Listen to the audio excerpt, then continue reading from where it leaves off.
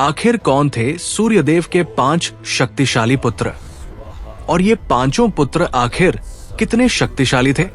लेकिन वीडियो में आगे बढ़ने से पहले एक छोटा सा निवेदन। अगर आप ऐसी रहस्यमयी और ज्ञान से भरी कहानियां पसंद करते हैं तो चैनल को सब्सक्राइब जरूर करें, बेल आइकन दबाएं, ताकि आने वाले समय में ऐसी ही और गहराई वाली बातें आप तक सबसे पहले पहुंचे।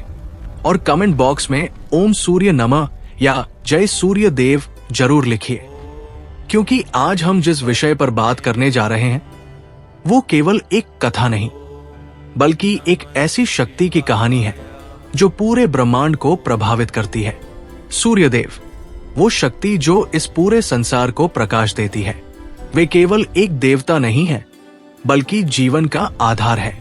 नवग्रहों में उन्हें सबसे ऊंचा स्थान प्राप्त है, इसीलिए उन्हें ग्रहों का राजा भी कहा जाता है। उनकी ऊर्जा के बिना न जीवन संभव है, न समय का प्रवाह। लेकिन क्या आपने कभी सोचा है कि इतने शक्तिशाली सूर्यदेव के पुत्र कितने शक्तिशाली रहे होंगे? सूर्यदेव का परिवार भी उतना ही रहस्यमयी है जितना उनका तेज। उनकी 2 प्रमुख पत्नियां थी, संज्ञा और छाया। इन दोनों से मिलाकर सूर्यदेव की कई संतानें हुई, लेकिन उनमें से कुछ ऐसे पुत्र थे जिन्होंने न केवल अपनी शक्ति से इतिहास बदला, बल्कि रामायण और महाभारत जैसे महान ग्रंथों में अपनी अमिट छाप छोड़ दी। आज हम उन्हीं 5 शक्तिशाली पुत्रों की बात करेंगे, जिनकी शक्ति, बुद्धि और प्रभाव इतना विशाल था कि उनका नाम आज भी श्रद्धा और रहस्य के साथ लिया जाता है। सबसे पहले बात करते हैं अश्विनी कुमारों की, जिन्हें देवताओं के वैद्य यानी चिकित्सक के रूप में जाना जाता है। ये दोनों जुड़वा देवता थे और इनका जन्म सूर्यदेव और संज्ञा से हुआ था। लेकिन उनकी जन्म कथा भी उतनी ही अद्भुत है। कहते हैं कि संज्ञा सूर्यदेव के तेज को सहन नहीं कर पा रही थी। उनका प्रकाश इतना प्रचंड था कि उसके सामने टिक पाना आसान नहीं था। इसलिए एक दिन संज्ञा ने एक निर्णय लिया। उन्होंने अपनी ही छाया को सूर्यदेव के पास छोड़ दिया और स्वयं तपस्या करने चली गई। सूर्यदेव को इस बात का पता नहीं चला, लेकिन समय के साथ उन्हें कुछ अजीब लगने लगा। जब उन्होंने छाया से सच्चाई पूछी, तब पूरा रहस्य सामने आया। तब सूर्यदेव ने अपनी दिव्य दृष्टि से देखा कि संज्ञा घोड़ी का रूप धारण करके तपस्या कर रही है। इसके बाद वे अपने ससुर विश्वकर्मा के पास गए और उनसे अपना तेज कम करने का अनुरोध किया, ताकि वे अपनी पत्नी के पास जा सके। जब उनका तेज कम हुआ तो वे स्वयं घोड़े का रूप लेकर संज्ञा के पास पहुंचे और वहीं से अश्विनी कुमारों का जन्म हुआ। यही कारण है कि उन्हें घुड़सवार देवता भी कहा जाता है। अश्विनी कुमारों की शक्ति केवल चिकित्सा तक सीमित नहीं थी, वे जीवन देने की क्षमता रखते थे। कहा जाता है कि वे अंधों को दृष्टि दे सकते थे, वृद्धों को युवा बना सकते थे और मृतप्राय लोगों को भी जीवन दे सकते थे। ऋग्वेद में उनका उल्लेख कई बार किया गया है और उनकी महिमा का वर्णन 50 से अधिक सूक्तों में मिलता है। महाभारत में भी उनका योगदान बहुत महत्वपूर्ण रहा, क्योंकि उन्हीं के आह्वान से नकुल और सहदेव का जन्म हुआ था। यानी उनकी शक्ति केवल उपचार में ही नहीं, बल्कि वंश को आगे बढ़ाने में भी थी। अब आगे बढ़ते हैं सूर्यदेव के एक और शक्तिशाली पुत्र की ओर, जिनका नाम है सुग्रीव। सुग्रीव की जन्म कथा भी किसी रहस्य से कम नहीं है। कहा जाता है कि एक बार जामवंत किसी सरोवर में गिर गए और उस सरोवर के वरदान के कारण वे एक स्त्री के रूप में परिवर्तित हो गए। उसी समय सूर्यदेव की दृष्टि उन पर पड़ी और उनके संयोग से सुग्रीव का जन्म हुआ। सुग्रीव केवल एक वानर राजा नहीं थे, बल्कि अत्यंत बलशाली योद्धा भी थे। रामायण में उनकी भूमिका बहुत महत्वपूर्ण है। जब श्रीराम वनवास में थे और सीता माता की खोज कर रहे थे, तब सुग्रीव ने उनकी सहायता की। दोनों के बीच एक गहरी मित्रता बनी और उसी मित्रता को निभाने के लिए श्रीराम ने सुग्रीव के भाई बाली का वध किया। सुग्रीव की शक्ति का अंदाजा इस बात से लगाया जा सकता है कि उन्होंने युद्ध के दौरान रावण जैसे महान योद्धा को भी चुनौती दी और उसके मुकुट तक को गिरा दिया। वे केवल बलशाली ही नहीं बल्कि एक कुशल राजा भी थे, जिन्होंने वानर सेना को संगठित किया और श्रीराम की सहायता से लंका तक का सफर तय किया। लेकिन ये तो बस शुरुआत है। सूर्यदेव के पुत्रों में एक ऐसा नाम भी आता है जिसे महाभारत का सबसे महान योद्धा कहा जाता है।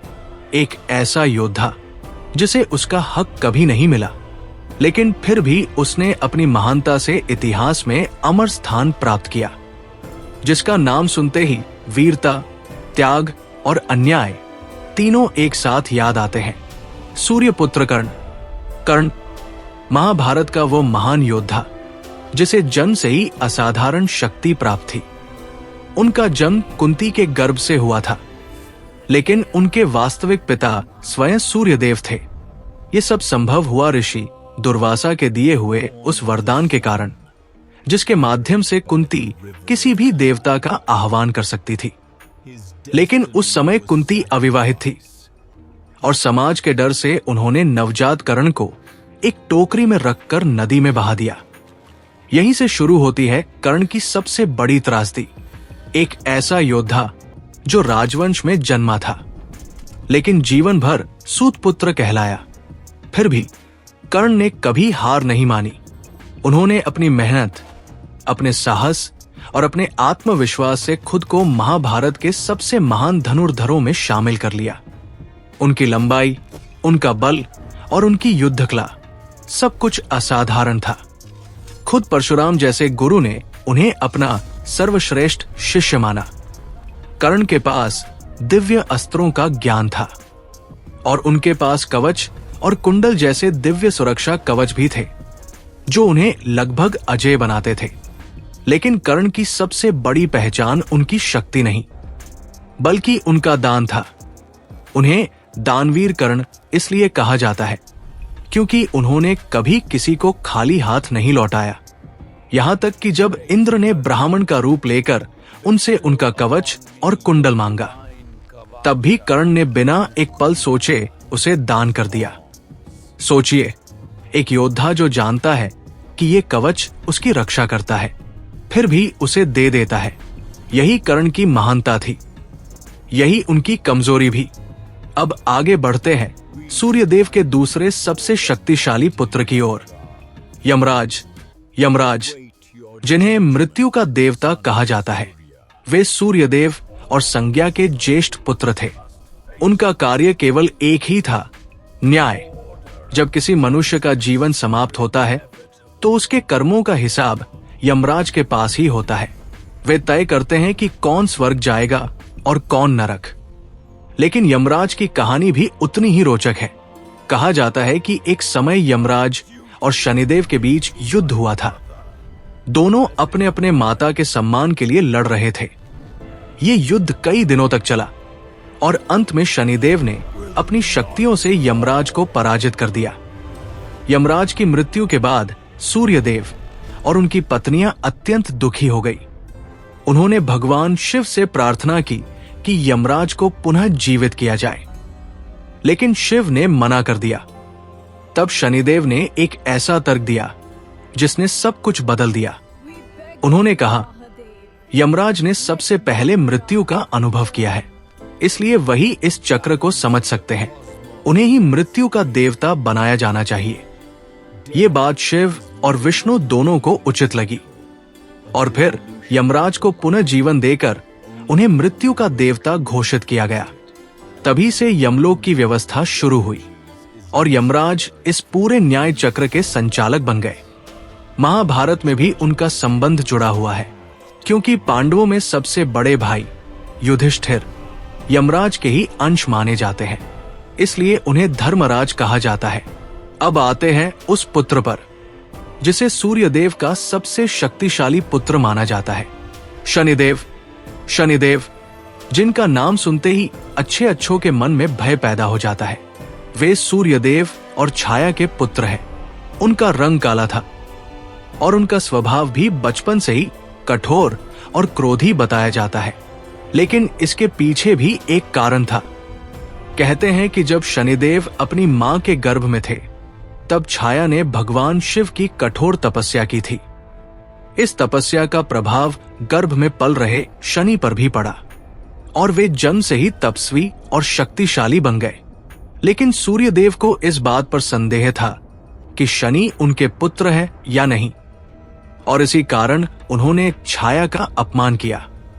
जब शनिदेव को यह बात पता चली तो उन्होंने क्रोध में सूर्यदेव की ओर देखा और उनकी दृष्टि इतनी प्रबल थी कि सूर्यदेव तक प्रभावित हो गए। ये सिर्फ एक दृष्टि नहीं थी, ये उस शक्ति का संकेत था जो शनिदेव के पास थी। बचपन से ही शनिदेव ने भगवान शिव की कठोर तपस्या की और उनकी भक्ति से प्रसन्न होकर शिव ने उन्हें वरदान दिया कि वे कर्मों के फल देने वाले देवता बनेंगे।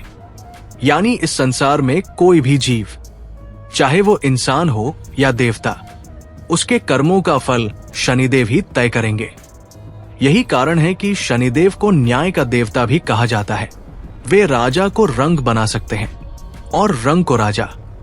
उनकी दृष्टि से कोई बच नहीं सकता, यहां तक कि देवता भी नहीं।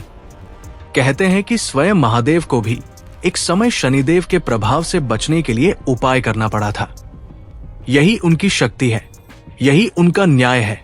तो ये थे सूर्यदेव के 5 सबसे शक्तिशाली पुत्र, अश्विनी कुमार, सुग्रीव, कर्ण, यमराज और शनिदेव। अब सवाल ये नहीं है कि इनमें सबसे शक्तिशाली कौन था, सवाल यह है कि इन 5 में सबसे अद्भुत कौन था। क्योंकि किसी के पास जीवन देने की शक्ति थी, किसी के पास मित्रता निभाने का साहस, किसी के पास त्याग की पराकाष्ठा, किसी के पास न्याय का अधिकार और किसी के पास कर्मों का अंतिम निर्णय। अब आप बताइए, इन 5 में आपको सबसे शक्तिशाली कौन लगता है? कमेंट में जरूर लिखिए, क्योंकि आपकी सोच ही इस कहानी को पूरा करती है। और हम फिर मिलेंगे एक और ऐसी ही रहस्यमयी और ज्ञान से भरी यात्रा के साथ।